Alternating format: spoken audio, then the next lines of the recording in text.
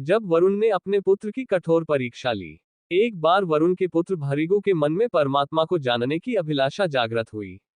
उनके पिता वरुण ब्रह्मनिष्ठ योगी थे। अतः भृगु ने पिता से ही अपनी जिज्ञासा शांत करने का विचार किया।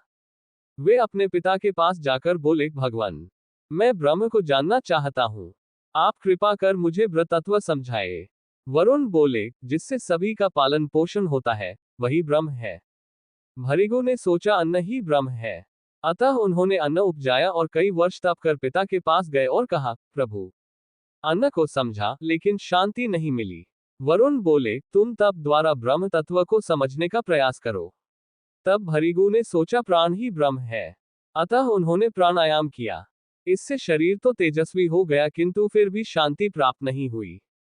पुनः वे पिता के पास गए और अपनी जिज्ञासा दोहराए, ब्रह्म तत्व का रहस्य बताए। पिता ने कहा, तू तप कर।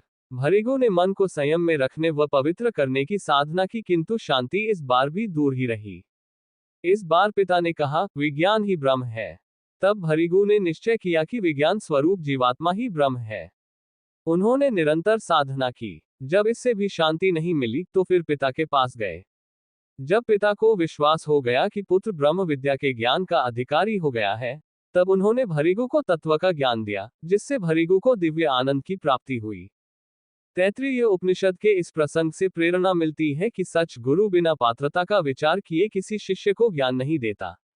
ज्ञान प्राप्त करने का सच अधिकारी वही है जो निरहंकार भाव से गुरु की आज्ञा का पालन करे।